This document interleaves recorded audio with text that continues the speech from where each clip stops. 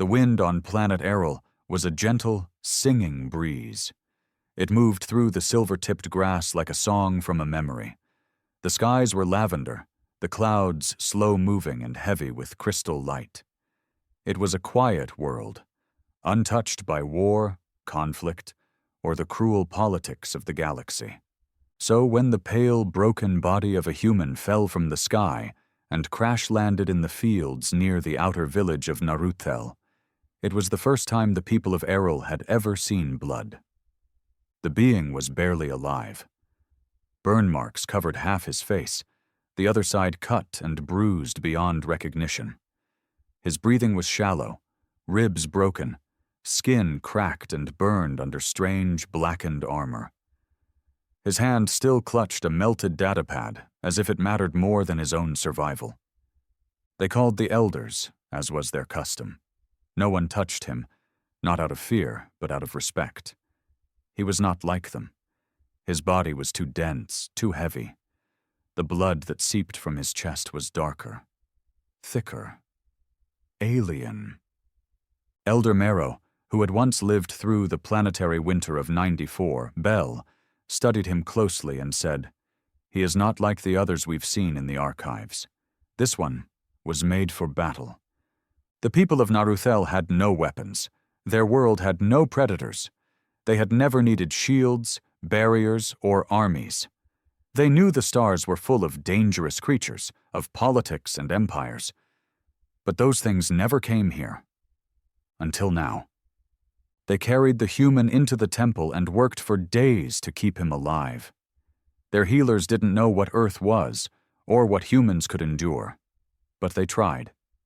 And against the odds, the human woke.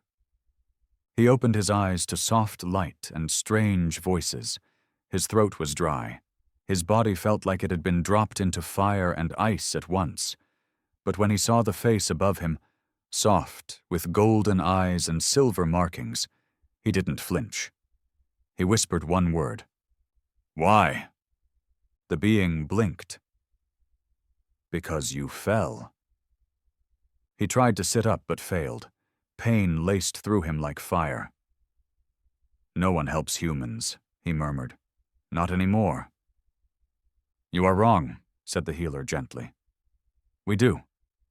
The human's name was never fully understood. He couldn't speak much at first, and their translators struggled with his tongue.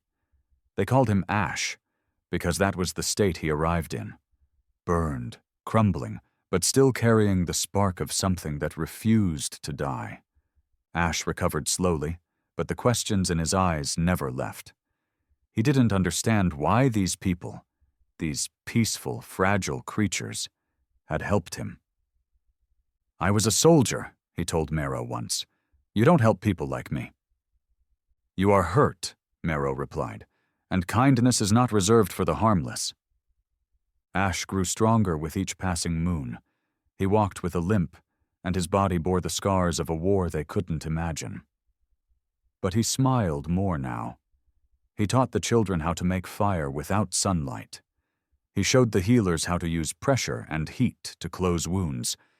He even carved a replica of his ship's insignia and gave it to the temple as thanks. And still, he asked, "Why?" One night, under a violet moon, Elder Marrow answered him.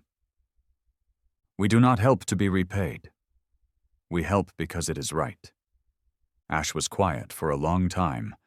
Then, softly, almost to himself, he said, "They'll come." "Who will?" He turned his eyes to the stars. "My people. If they know what you did, they'll come." There was no threat in his voice, only a promise.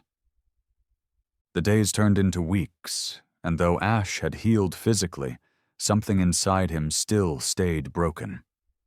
It wasn't his bones. It wasn't the burned skin that now bore the textured marks of alien medicine. It was his silence.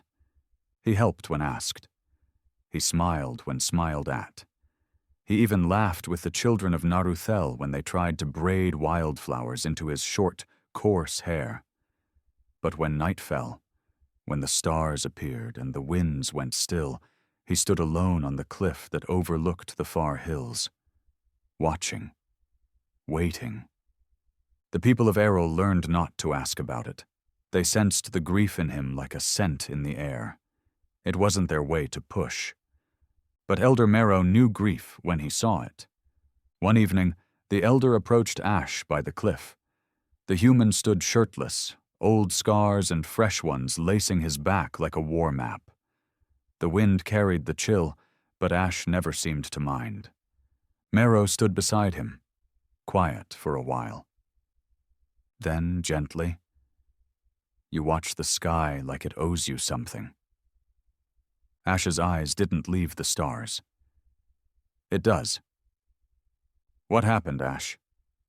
What brought you here? Like that?" The human didn't speak right away. His jaw worked.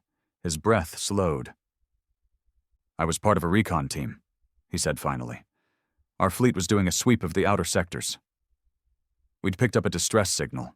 A mining vessel was ambushed by raiders.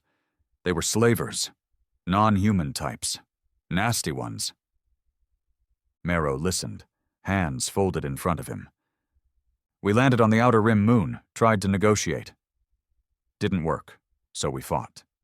Ash paused. "My ship got hit bad, engines fried. I blacked out in orbit. When I came to, I was alone, floating."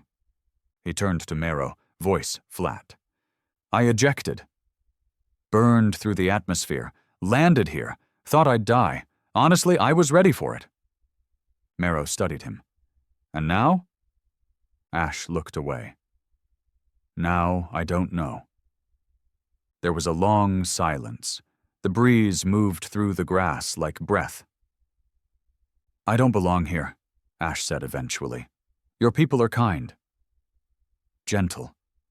I don't even know why you saved me. Humanity doesn't have friends out here. We're not loved." Marrow's voice was soft. "Love is not always earned before it is given." Ash shook his head, frustrated. "But why risk it? What if I brought trouble with me? What if those slavers come here? You have no defense, no weapons. You're farmers, artists. You can't fight." "We chose long ago not to live in fear. Fear eats the soul." "That's easy to say until someone lands with guns and a grudge," Ash said bitterly. Marrow didn't argue. He simply looked up at the stars. "Perhaps," he said quietly, "you were not sent here to be saved, but to protect." Ash's brow furrowed. Marrow turned and walked away, leaving that thought behind like a seed. By the next week, Ash had begun building. It started small, marking out a training field near the edge of the forest. Then came the posts, the rope swings, the heavy stones for resistance training. The villagers watched in quiet curiosity as he created a space of sweat and strength, like a soldier trying to remember who he once was. He trained alone at first. Pull-ups on tree limbs, rolls across uneven dirt, mock fights with shadow opponents. But soon, a few of the younger villagers came to watch. Then they asked questions. Then they joined in. Ash was patient but firm. "Fighting isn't fun," he told them. "It's survival. Learn to survive first.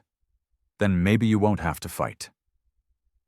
His reputation began to shift, from injured outsider to something else, something stronger. The whispers started. Protector, teacher, the sky-blooded warrior. He didn't like it. Titles never meant anything. Not in war. But he didn't stop them either. One night, he was in the temple, studying one of the older star maps, a beautiful painting on thick crystal, showing trade routes and star lanes long forgotten, when he heard the voice. Not a villager. Not Arrol at all. A message. It was faint, buried under layers of static, but Ash's ears caught it instantly. His body tensed. He rushed to the old comm beacon outside the temple, patched through the crystals and rerouted energy from the temple's solar core. Then the signal came through. Cleaner, clearer, and undeniable. Command to any surviving vessels of the Sol Vanguard. This is Fleet Marshal Leto of the Terran Home Guard. We have received a life signature match near System 97 Vec Human. Identifiable. We are en route. ETA, 16 cycles. Hold tight, soldier. We're coming. Ash leaned back, staring at the beacon like it was some kind of ghost. They were coming. Humanity knew. The next day, Ash told Marrow. The elder sat quietly in the temple, hands steepled. And this is good news? Ash hesitated. I don't know. You said your people don't have friends. We don't. Then what will they do when they arrive? Ash looked down. If they think this place saved me, they'll want to reward you. That sounds generous. Ash's tone darkened. Not if they think you're vulnerable. The Terran Federation doesn't like unknowns. If they think this world is unclaimed, peaceful, and unarmed, they might take it, for your protection, for stability. That's how it starts. Marrow raised a brow. You fear your own kind. I respect them, Ash corrected. Which is worse. I know what they're capable of. Marrow nodded, a quiet acceptance in his eyes. Then what will you do? Ash breathed deep. The question echoed in him louder than anything else. I'll talk to them. I'll explain. Make sure they leave you alone. And if they don't? Ash's jaw tightened. Then I'll remind them who taught me what mercy looks like. The days passed slowly after that. Ash kept training, kept teaching, but now his eyes stayed skyward longer. The villagers noticed the change. The air grew heavier. Rumors floated like pollen in the wind. Something was coming. And then it came. First, the sky cracked. Not literally, but to the villagers, it may as well have. A flash of deep blue and gold split the atmosphere as 3 massive Terran dreadships descended, their shadows darkening the hills like a coming storm. The entire village came to a standstill. Ash stood at the edge of the cliff where he'd first watched the stars. His clothes were simple, but his posture was that of a man ready to carry a war on his back. The ships landed just outside the sacred fields. Massive hatches hissed open. Soldiers emerged, armored in polished gray and red, weapons holstered but visible. At their head stood a tall woman with a commanding gaze, hair braided tight, and eyes cold with duty. Ash Levan, she called out across the field. Ash stepped forward. Alive and standing, he replied. Fleet Marshal Leto approached. Her voice softened just a little. We thought we lost you. You almost did. Her eyes scanned the village, the people watching from behind carved wooden gates and hanging crystal wind chimes. This is where you crashed? They saved me, Ash said. I see. We scanned the place. No defenses, no governing body, no interstellar affiliation. They're not part of any alliance. They don't need to be. Leto nodded once, which makes them a concern. Ash stepped closer. No, it makes them a miracle. These people pulled a dying soldier from the wreckage of a burning ship. They didn't ask for payment. They didn't even know what species I was. They just helped. Out of instinct? Out of goodness? Leto narrowed her eyes. You've gone soft. Ash's tone never changed. Maybe. Or maybe I remembered what humanity used to be before we started trading kindness for leverage. The silence between them was thick. You want us to leave them alone, Leto said. I want you to respect them. Protect them, if anything. But don't touch this place. Don't infect it. And if I say we take it? Ash's voice dropped low, steel in every syllable. Then I'll stand between you and every blade of grass on this planet. Leto stared at him for a long moment, and then, A smile. Tight, but real. You always were trouble. Ash didn't smile back. They saved a single human, he said. If that's not worth protecting with everything we have, then we don't deserve the stars. Leto looked away, towards the village, toward the people who had no idea what war meant. I'll mark the system as protected, she said finally. Under Terran shield protocols, observation only. Ash let out a breath he didn't know he was holding. Good. Leto turned back to her ship. You coming back? Ash looked over his shoulder. The children were watching. One of them waved. He smiled. I'm already home. Peace returned, at least on the surface, after the Terran ships lifted off, their engines leaving behind nothing but scorched air and the scent of metal. The village exhaled for the first time in days. People stepped from their homes. Children returned to the fields. The skies were clear once again, but Ash knew that kind of silence was never permanent. Fleet Marshal Leto had kept her word, for now. She filed the system as protected, but that protection came with eyes, satellites in orbit, observers hidden in clouds, silent probes skimming the atmosphere for data integrity. It wasn't violence, it wasn't colonization, but it wasn't peace either. It was surveillance with a smile. Ash tried not to let it show, but inside, he knew what those probes meant. The Federation didn't leave anything unmonitored unless it had already decided it owned it. Still, the villagers didn't seem afraid. They didn't understand what it meant to be watched.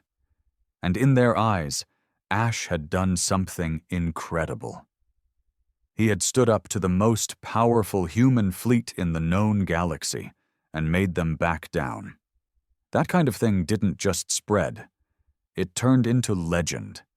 They called him Starshield. At first he laughed it off, told them he wasn't anything special. But it didn't matter. To them, he was a walking miracle, a symbol. And the more they believed it, the more Ash felt the weight of it pressing down on his shoulders.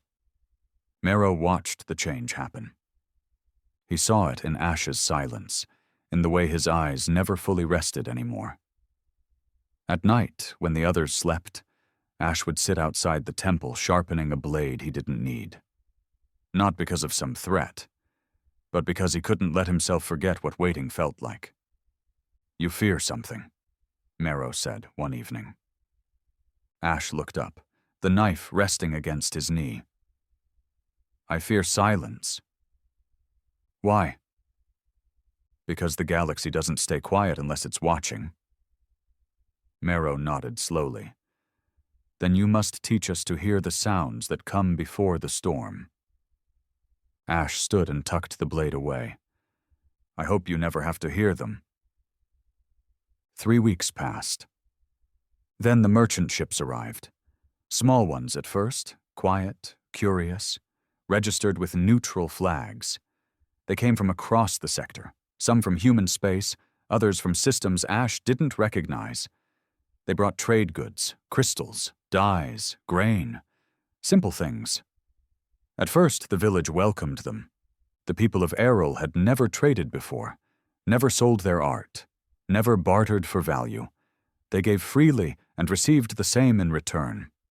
But now, with off-worlders arriving almost daily, that balance began to shift. And Ash felt it. He watched as merchants praised the villagers' craftsmanship, only to undercut them moments later. He watched traders ask leading questions about the unclaimed territory and the undefended lands beyond the hills. One man offered a local child a shiny weapon in exchange for a crystal flute. That flute had taken the child's father months to carve. Ash stepped in before the deal could finish. He grabbed the weapon, turned it over in his hands, and crushed it against a rock. No trades today, he said, looking the merchant dead in the eye. You try that again? I'll trade your ship for scrap.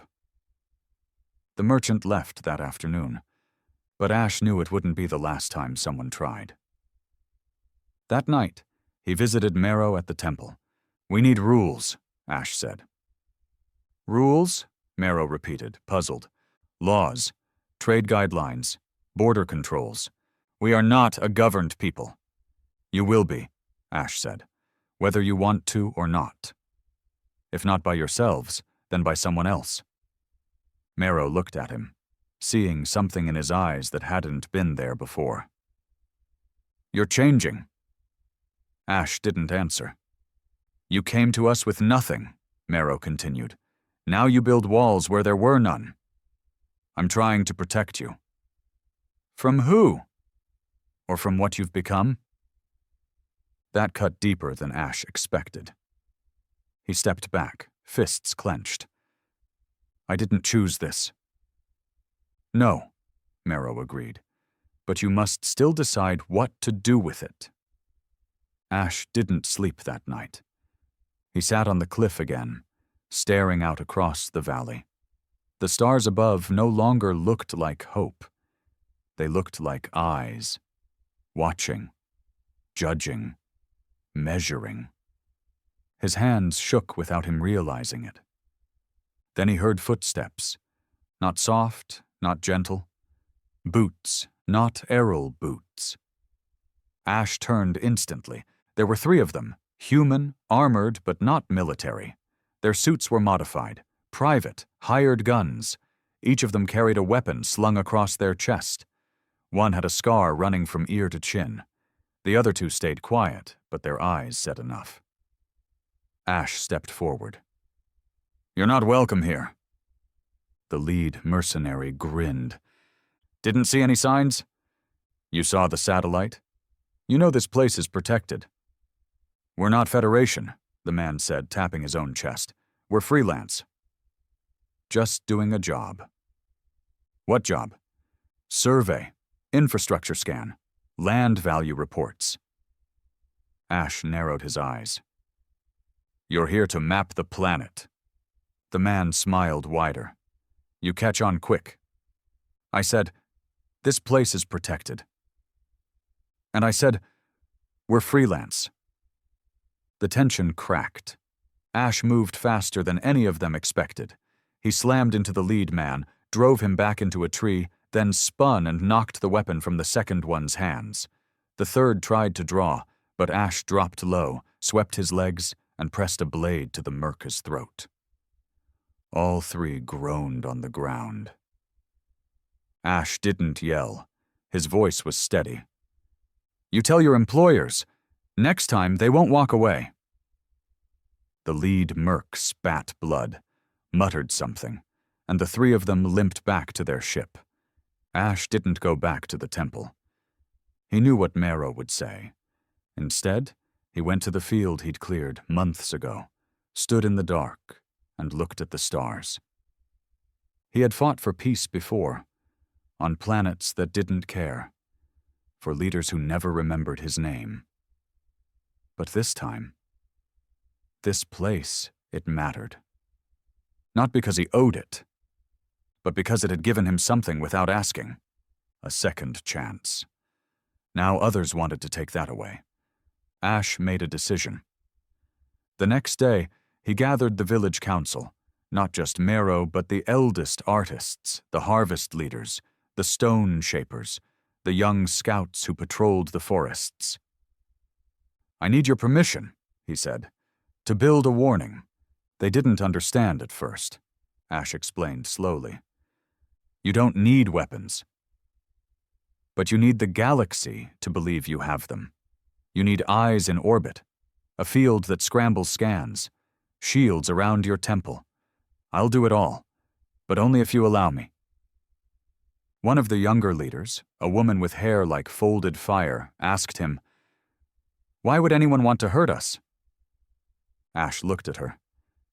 "Because you're good. And good things don't survive out there unless they're protected." They voted by sunset. Unanimous, Ash got to work. Within days, strange devices rose outside the village, stealth pylons, cloaking beacons, shield emitters disguised as art sculptures. To the untrained eye, they looked like decorations. But to anyone watching, they said something else entirely. This world is not yours. He sent a message to Fleet Marshal Leto. Short, precise. Unauthorized mercs showed up. You knew they would. You said this place was protected. Act like it. She replied 2 hours later. They're not from us. But they won't be back. Consider it a favor. Ash stared at the message long after it faded. He didn't believe in favors. Not from the Federation. Not anymore. That night, as the lights dimmed and the wind turned colder, a child found Ash sitting near the field. She curled up beside him, her tiny hand gripping his. "Are we safe now?" she asked. Ash didn't answer right away. He looked at the stars, then down at her face. He thought about Leto, the probes, the traders, the mercs, the galaxy that never stopped reaching for what it didn't own. Then, softly, he said, "We will be." But even as he said it, Ash knew something was coming. Something bigger than probes or pirates, because the galaxy doesn't like unfinished stories. And Ash's story had just begun again. Ash woke before sunrise. The fields were still dark, blanketed in a soft silver mist that curled around the base of the pylons he had installed. To the untrained eye, it looked peaceful, like the world was still asleep. But Ash had spent enough years in war to know that peace this deep never lasted. He stood in the center of the training field, barefoot, shirtless, blade in hand. The air was cold, and the dirt beneath him was damp, but it grounded him, kept his thoughts from spiraling into the weight of all he was now responsible for. He moved in silence. Slow, practiced forms passed down from generations of Terran soldiers before him. His body, still marked with burns and scars, moved like it remembered death too well. Every motion was precise. Every breath was measured. A figure approached slowly from behind. It was Hari, one of the teenage scouts who'd started training with him months ago. The boy carried a small basket of fruit and fresh water. His eyes were wide with the kind of respect Ash had tried hard not to earn.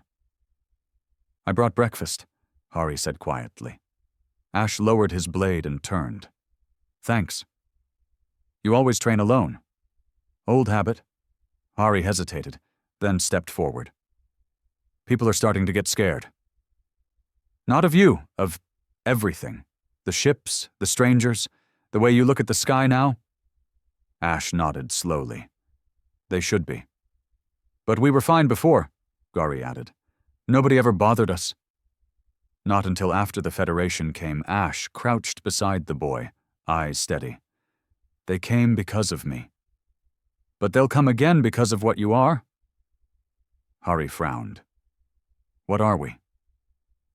Ash looked across the valley, toward the temple, the markets, the peaceful lives untouched by war. "Rare," he said. By late afternoon, 2 more merchant ships appeared in the sky. This time, Ash didn't greet them alone. He brought 4 of his best trainees, all dressed in neutral robes, but carrying concealed stun spears he had taught them to use. The ships landed outside the boundary field. Ash waited by the entry point, where the cloaked shield shimmered faintly against the grass. 2 traders disembarked. Both were human, clean suits, polished smiles, but their posture was all wrong, too alert, eyes scanning every structure. Ash stepped forward. "This is private land." One of the traders raised his hands. "We're diplomats." "Here to offer trade agreements." Federation-approved Ash narrowed his eyes. "Let me guess. You want rights to Arrol's minerals? Maybe the crystal deposits near the riverbed? Or maybe you're here for the energy readings your probes keep flagging." The taller trader smirked. You've done well, Ash. Turned this place into something valuable. That's rare, you know. Most crash survivors don't even last a week. Ash stepped closer, lowering his voice. You're standing on sacred ground. You're speaking to someone who's buried good people just for asking the wrong questions. The trader's smile cracked just slightly. You threatening us? No, Ash said. I'm promising you a very short stay. The second trader tapped his comlink. Ash didn't blink. Within seconds, 2 automated drones flew overhead. Ash raised his hand. From the field pylons, a pulse fired upward, silent, invisible. The drones dropped out of the sky like rocks, crashing into the grass behind them. The traders stared. Ash smiled coldly. You'll want to file that in your report. They left within the hour. That evening, Ash met with the village council. The tone was different now. Tense, divided. Some of the elders were worried, not about Ash's defenses, but about what they were inviting by resisting. If we keep turning ships away, one of them said, won't they see us as hostile? We're not hostile, Ash replied. We're sovereign. There's a difference. But we're not fighters, another elder said. We don't want war. And I'm not asking you to fight, Ash said calmly. I'm asking you to prepare. Because pretending the galaxy won't notice you, that's a fantasy. But we've always lived in peace. Because no one noticed you, Ash cut in. That changed the second you saved me. The room went silent. He regretted the tone, but not the words. I know you didn't ask for this, he added, softer now. But we don't get to choose how the galaxy reacts to kindness. Only how we protect it. Marrow, who had remained silent until now, finally spoke. What happens? He asked quietly. When the ones coming don't leave? Ash looked at him for a long moment. Then we make them. 2 days later, a signal reached Arrol's orbit. It wasn't a ship this time. It was a broadcast. Open channel. Public. It was a corporate logo. Loxon Dynamics. Exploration Division. The message was smooth, diplomatic. A voice dripping with practiced charm. The fields were still dark, blanketed in a soft silver mist that curled around the base of the pylons he had installed. To the untrained eye, it looked peaceful, like the world was still asleep. But Ash had spent enough years in war to know that peace this deep never lasted. He stood in the center of the training field, barefoot, shirtless, blade in hand. The air was cold, and the dirt beneath him was damp, but it grounded him, kept his thoughts from spiraling into the weight of all he was now responsible for. He moved in silence. Slow, practiced forms passed down from generations of Terran soldiers before him. His body, still marked with burns and scars, moved like it remembered death too well. Every motion was precise. Every breath was measured. A figure approached slowly from behind. It was Hari, one of the teenage scouts who'd started training with him months ago. The boy carried a small basket of fruit and fresh water. His eyes were wide with the kind of respect Ash had tried hard not to earn. I brought breakfast, Hari said quietly. Ash lowered his blade and turned. Thanks. You always train alone. Old habit. Hari hesitated, then stepped forward. People are starting to get scared.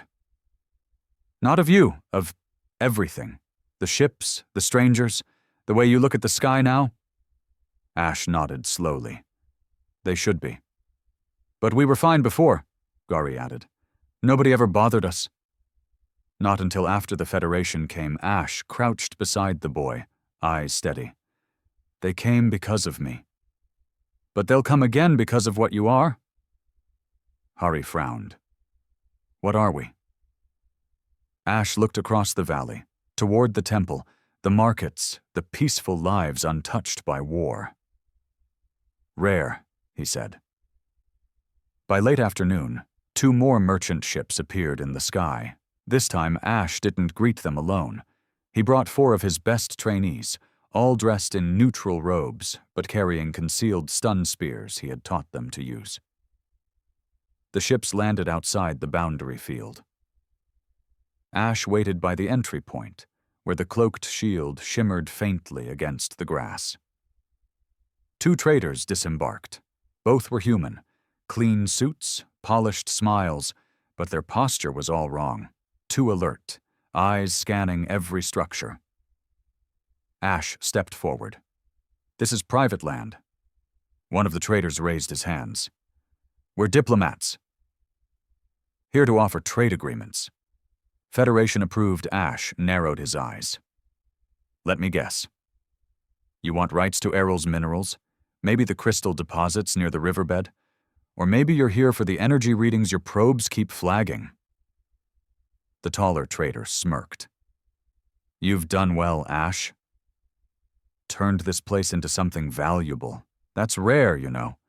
Most crash survivors don't even last a week." Ash stepped closer, lowering his voice.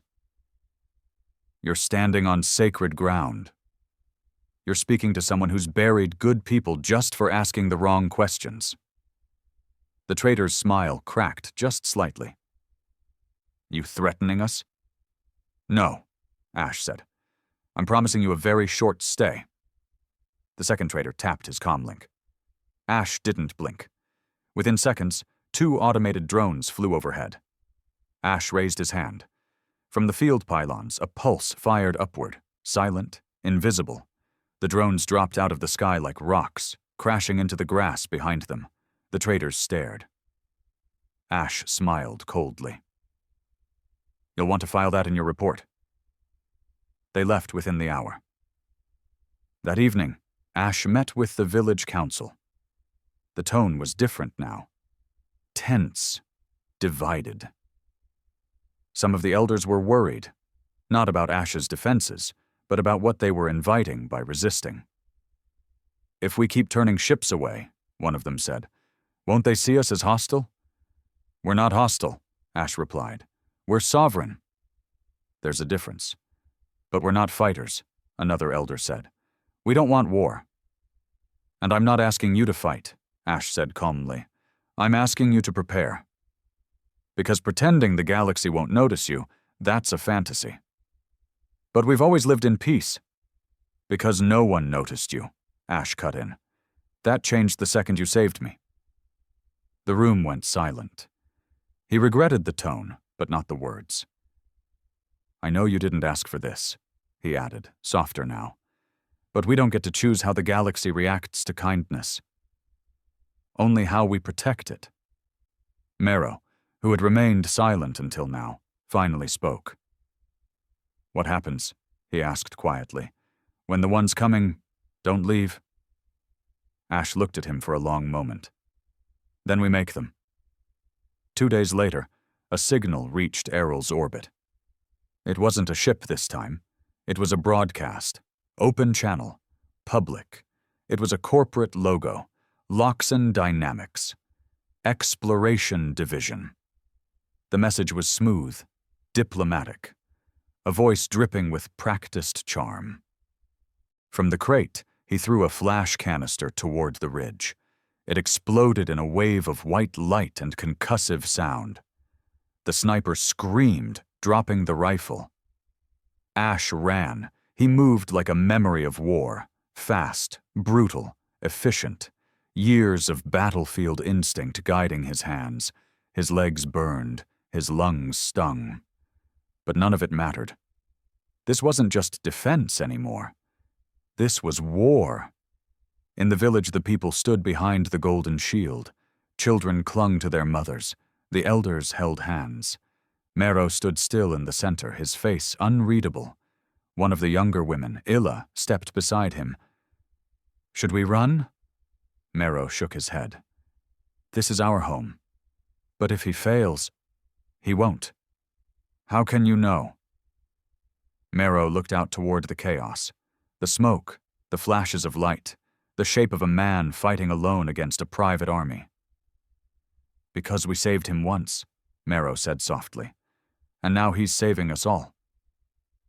Ash reached the ridge. The sniper was still half-blinded, crawling toward his sidearm. Ash kicked it away, pressed his boot to the man's back, and knelt. "This is mercy," he said quietly, then struck the back of the man's neck, knocking him out cold. Back at the Loxon camp, the commander knew things had spiraled beyond her control. "This was supposed to be clean," she muttered. Her comm buzzed. A voice crackled through. "This is Director Vane. Report." She hesitated. "Engaged with local resistance." "Resistance? You mean one man, not anymore?" She looked up and froze, because across the horizon, more shapes were moving. Villagers, hundreds of them. They weren't carrying guns, they weren't soldiers, but they moved with purpose, not angry, but unyielding. Calm, silent, together. A line of artists, farmers, children, elders, all walking across the field behind the shimmering shield, standing with Ash. "Commander?" Vane asked again. She didn't respond, because at that moment something clicked in her mind. Something bigger than territory, bigger than protocol. This wasn't a resource. This wasn't salvage. This was civilization. Ash walked into view again, face bloodied, cloak burned, eyes blazing with that cold human fire that had terrified galaxies for centuries. He stopped in front of her. "This is your last chance." She looked at him, then at the people behind him, then at the cracked sky above. And for the first time, she looked uncertain. "I have orders, and I have nothing left to lose." She stared at him, then at the villagers again, then back at him. And she said quietly, "You're not a soldier anymore?" Ash nodded once. "No, I'm worse," she left. No grand speech, no surrender. She just turned to her comm, gave a quiet retreat order, and within an hour the ships were gone, dragging their broken towers and shattered pride behind them. That night, the village was silent. Not afraid, just stunned. Ash sat near the training field, his blade beside him, his shirt soaked with sweat and blood. His hands were trembling now, not from fear, but from the weight of what he'd done, what he'd become. Hari approached again, carrying another basket. "You were right," the boy said softly. "The galaxy noticed us." Ash didn't look up. "Yeah. Will they come back?" "Yes." "Then what do we do?" Ash closed his eyes. "We stay ready. We stay smart. We don't forget who we are." Hari sat beside him, staring up at the stars. "I think we're strong now," the boy said, "not because we can fight, but because we have something worth fighting for." Ash smiled faintly. "Yeah," he said. "That's exactly it." But far above them, in the dark void of space, something else was happening. The signal from Loxon's failed mission had spread, and while some corporations would now back off, others would come, not for minerals, not for profit, but for the question that now haunted every corner of the Terran networks. Who were these people that made a soldier fight like that? And worse, what if there's more of them? News of the Loxon retreat spread faster than light. It wasn't broadcast through official channels, not at first. There were no headlines, no formal press releases. Just whispers, testimonies. Grainy footage smuggled out by one of the mercenaries, uploaded to the edge of the darknet. A video barely 20 seconds long. A single human standing between armed soldiers and a line of villagers holding nothing but hope. No guns, no tanks, no backup fleets behind him. Just one man.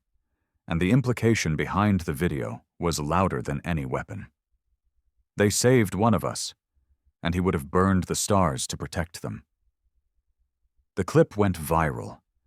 First in the outer colonies, where rebellion was already thick in the air. then in the corporate corridors of Terra Nova, where investors met in darkened rooms and whispered about unstable sectors and human loyalty anomalies. Then came the questions. Who are the people of Arrol? How did they stop a mercenary force with no weapons? Is this what human allegiance looks like when it's given freely? And finally, what else would humanity do for them? On Arrol, Ash wasn't watching the news. He was repairing shields. The last attack had shorted out half of the perimeter beacons, and one of the deflection crystals near the south ridge had fractured during the drone interference. The village still looked calm on the surface, but the tech was bleeding quietly beneath it. He was tightening a cooling conduit when Illa approached.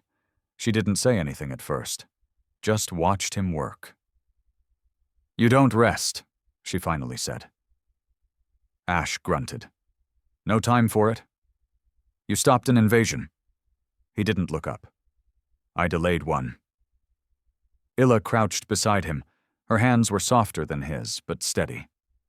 "The children have started carving blades out of wood," she said.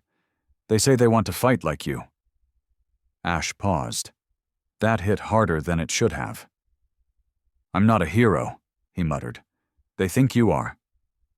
"I'm not what this place needs." She tilted her head. "Then why did you stay?" He looked at her finally. His eyes were tired. Not the tiredness of the body, but the soul. "Because the moment I left, they'd come back." That night, the sky shifted. Not visibly, not to the villagers. But Ash felt it. Something moved in orbit, something big. He left the village and climbed to the communication tower he'd built into the northern cliffs. The interface blinked softly, its crystal array linked to deep sky sensors. A new ping, unregistered, large, cloaked. Ash narrowed his eyes. He knew the shape, the power signature, the quiet hum of a ship designed not to be seen, not Federation, not corporate, worse, independent. Back at the temple, Marrow was finishing a ceremonial script when Ash walked in. "They're watching us again," Ash said. "Someone new." Marrow didn't flinch. "Then they will see us as we are." "No," Ash said firmly. "They'll see what they want to take." He sat across from the old man. "There's a storm coming." "There always is." "This one's different." Marrow set his brush down. "You speak like someone who believes peace is a temporary gift." Ash looked at him. "It is." "Not here." Ash leaned forward. "Then why are they still coming?" Marrow folded his hands. "Because the galaxy is broken. But we are not." 3 days later, the first envoys arrived. They weren't soldiers. They were worse. Diplomats, slick uniforms, silver insignias from old systems no longer part of the Federation. Wealthy families, planet states, even a couple of rogue Earthlings claiming to be humanity's conscience. They came with gifts, spices, tech, medicine, alliances wrapped in pleasantries. Ash stood behind Marrow during every meeting. He said nothing, but his presence filled the room like a shadow. One by one, they made their offers. Trade routes, cultural exchanges, strategic partnerships. Marrow listened, then politely declined. "You're refusing everything?" one ambassador asked in disbelief. "We are not against connection," Marrow replied. "We are against dependency. This world doesn't belong to the galaxy. Every world belongs to the galaxy," another snapped. "You just haven't chosen a flag yet." Marrow smiled faintly. "Then perhaps we are not a world you understand." Ash said nothing, but he saw it. The way the envoy's eye twitched, the way hands clenched behind backs. They weren't going to walk away like Loxon had. Not this time. That night, Ash met with the younger council members, the ones he'd trained, the ones who had once been too afraid to speak. He showed them maps, pulse scans, encrypted messages. "They're going to come again," he said. "Not with armies. With whispers, with bribes, with poisons in your food and lies in your skies, Ila looked pale. Then we keep saying no. No won't be enough, Ash replied. They'll send someone smarter. Someone who understands the weight of stories, Hari frowned. What stories? Ash looked at him. Mine. He was right, because 3 days later, a ship landed just outside the village, unannounced. No weapons, no soldiers, just a single person, human, middle-aged, calm face, no uniform, no visible threat. Ash met him at the gate. You're trespassing. I came to talk. Ash didn't move. So, talk, the man smiled. I know who you are, Ash. Not interested. I know what happened on Hark 7. That made Ash pause. The man continued, his tone soft. You were part of the Terran Reclamation Force, 6th Wave. You stayed behind during the extraction to pull civilians from a burning medical dome.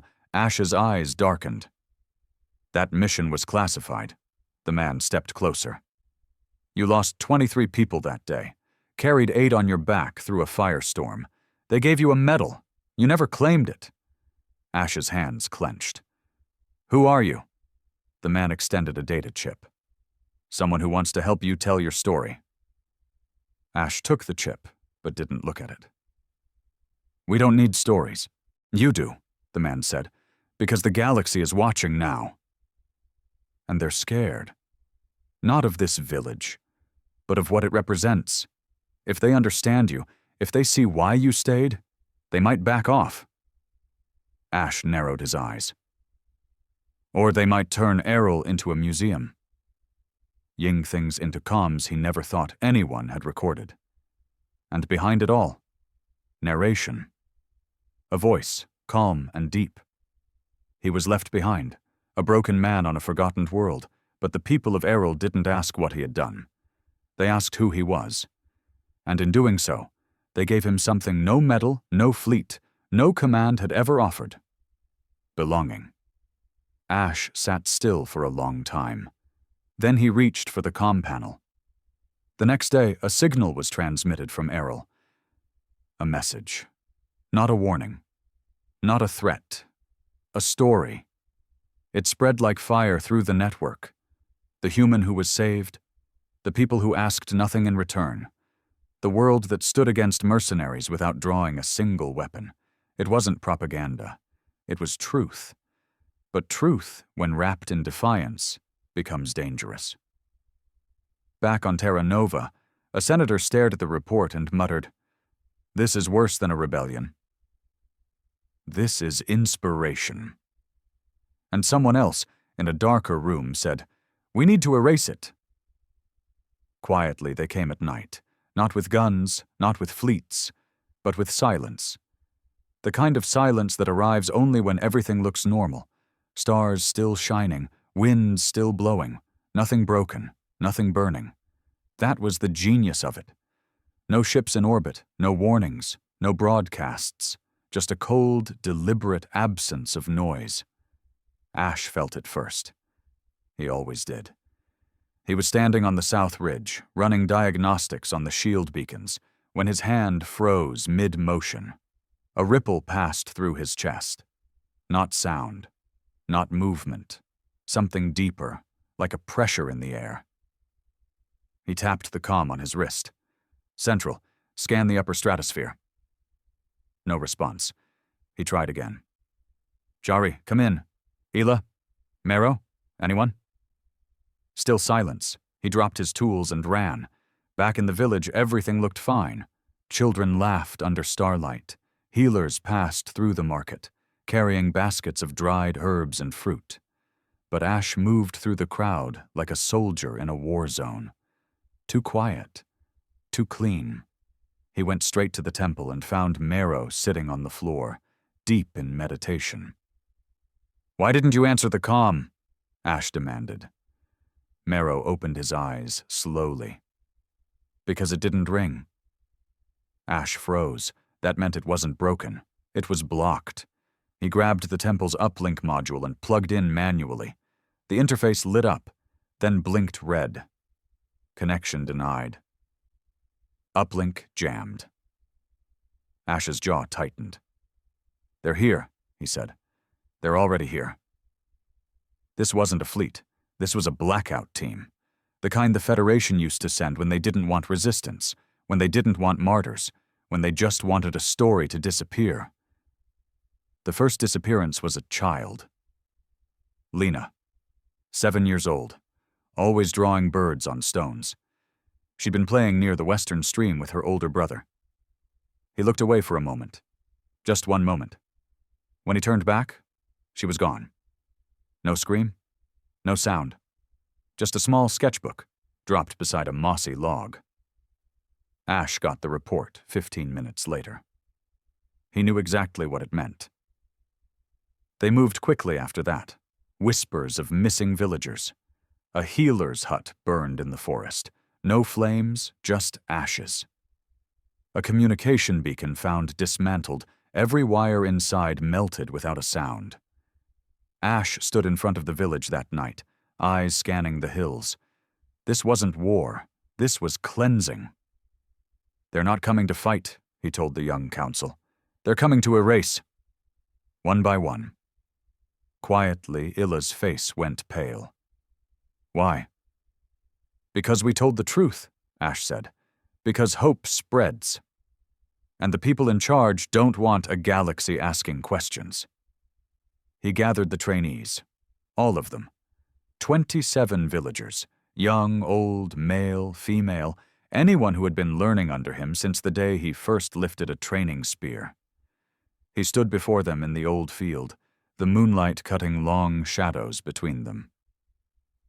"I didn't want to turn this place into an army," he said, "but this isn't a war we asked for. It's a lie they're trying to bury." He held up Lena's sketchbook. "They took a child." "That's who we're dealing with." His voice broke slightly, not from fear, from fury. "They think this place is soft, that we won't fight unless we're hit loud and hard, but what they don't understand, what they never will, is that you taught me more about strength than any battlefield ever did." He looked across the faces. Calm, steady, not angry, but ready. "So we don't wait," he said. "We hunt." Ash had trained them well.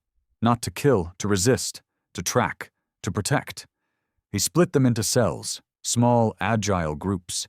They moved into the woods with cloaks and signal jammers, each one carrying a pulse sensor rig built from scrap and salvaged tech. The enemy was good, but they weren't invisible. Ash knew how these blackout teams worked. He used to be one. They dropped in under cloaks, targeted communications first, cut power to quiet zones, then removed targets of influence, one by one, until the story disappeared, like it had never existed. He would not let Arrol become a myth. Kari's team found the first trace, a hidden relay under the west cliffs, disguised as moss but humming with data. Ash led the strike himself. No guns, just silence. They took down the 2-man surveillance crew with tranquilizer darts, found a small databank already uploading footage back to some off-grid military server. Ash wiped it all, then left a message on the uplink. "You want to erase a story? You'll have to kill the ending first. Good luck, the enemy escalated." By the next morning, 5 more villagers were gone. No bodies, no blood, just missing. Ash stood in the middle of the square, eyes wild with rage. "This isn't stealth anymore," he said. "They're speeding up." Illa stepped forward. "Why?" "Because we scared them." "Then shouldn't they stop?" Ash looked down. "No, scared people don't stop. They destroy faster." That night, Ash returned to the place where his ship had first crashed all those months ago. The crater was still there, overgrown now, soft grass reclaiming the burn, but the memory was sharp. He knelt there, alone, no weapons, no comm, just him, and said quietly, "Please, if there's anyone out there listening, they're taking my people, the ones who saved me, the ones you left behind. I don't care what it costs, I don't care what you ask, Just don't let them vanish." The wind didn't answer. But something else did. A flash, high above, not military, civilian, but fast. Ash stood slowly, eyes narrowing. That wasn't Federation, it was... He tapped his comm.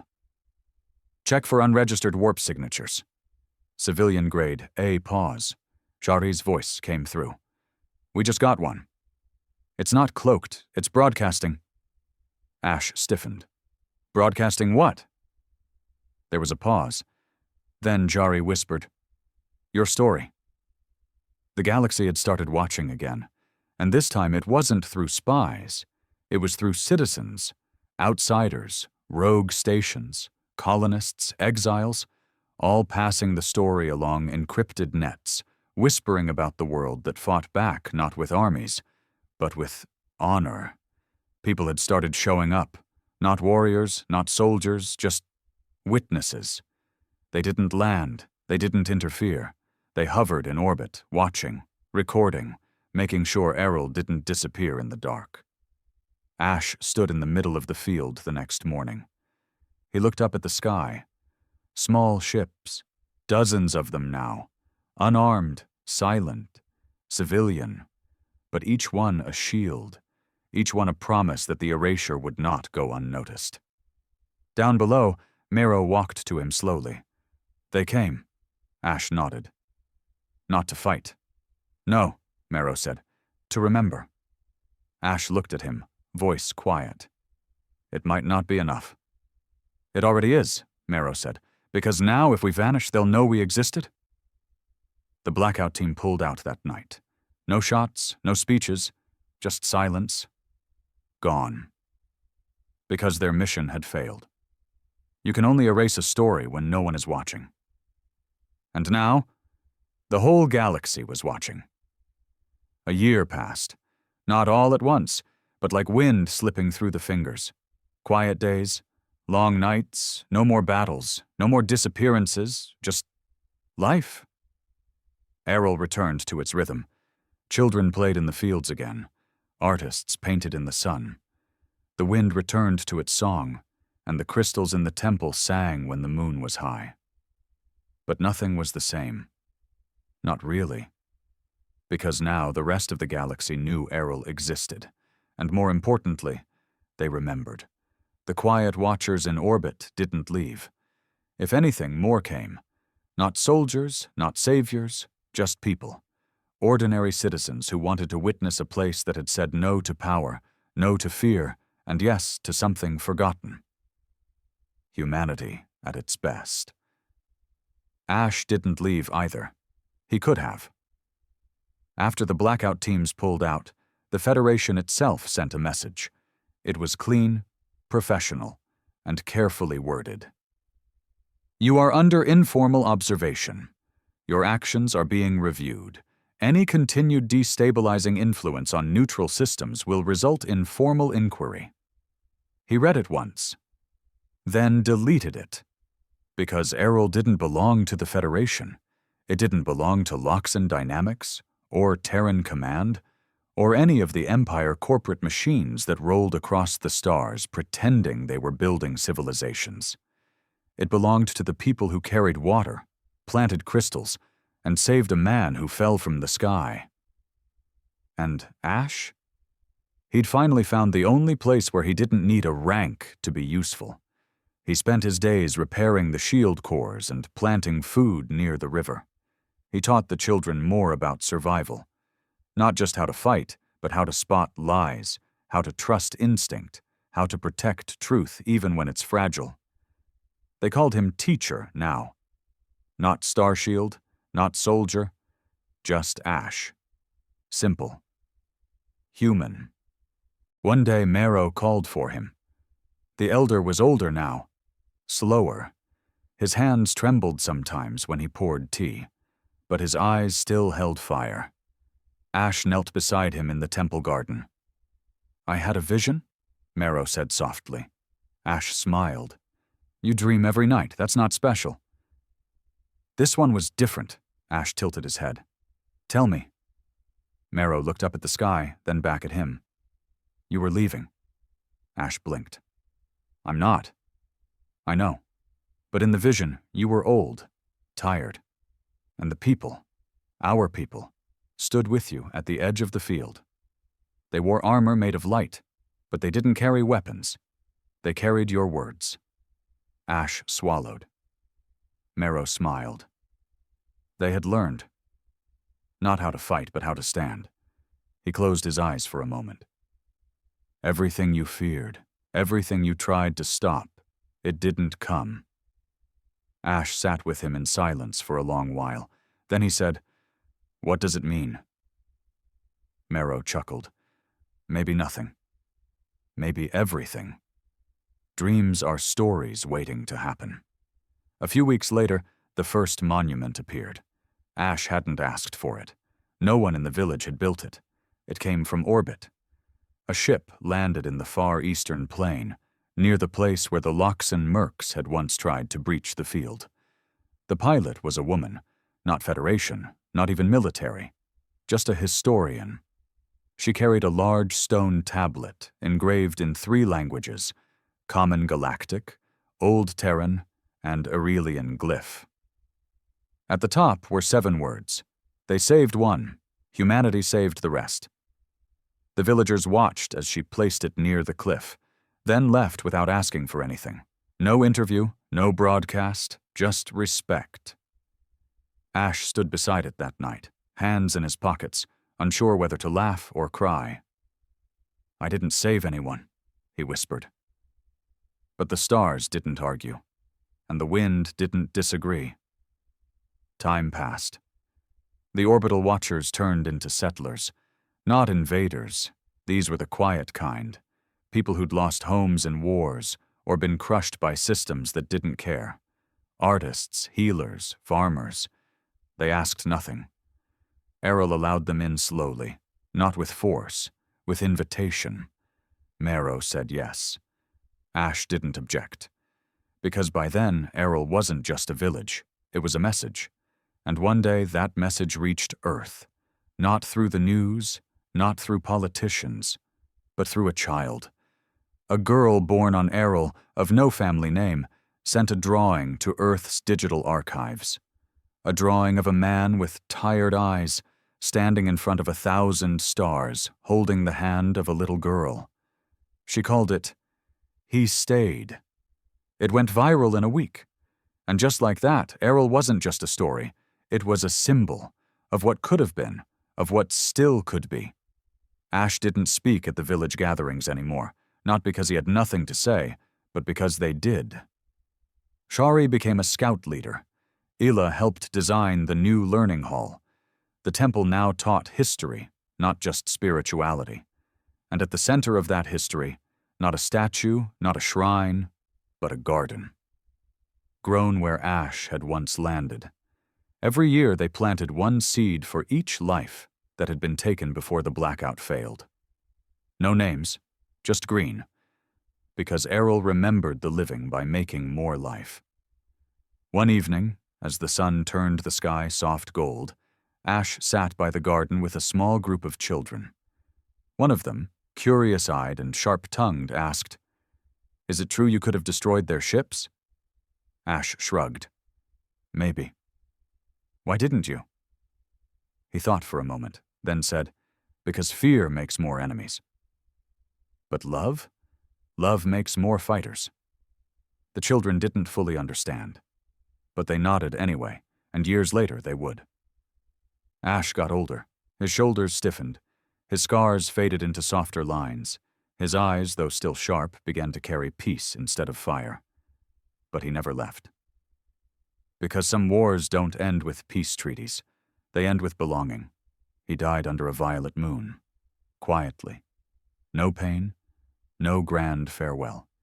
Just a breath that faded, and a heart that slowed, and a world that stayed behind, still standing. Merrow had passed the year before. Ila held Ash's hand in the end. And when they buried him, they didn't use stone. They planted a tree, tall, quiet, strong, and from its bark someone carved, "He was one of us." Years later, perhaps decades, the Federation sent another scout to Arrol. He arrived alone, walked the fields, spoke to the people, touched the monument, then left. His report, quietly filed away, said, "No threats, no weapons, no reason to intervene, but the people speak his name like a prayer.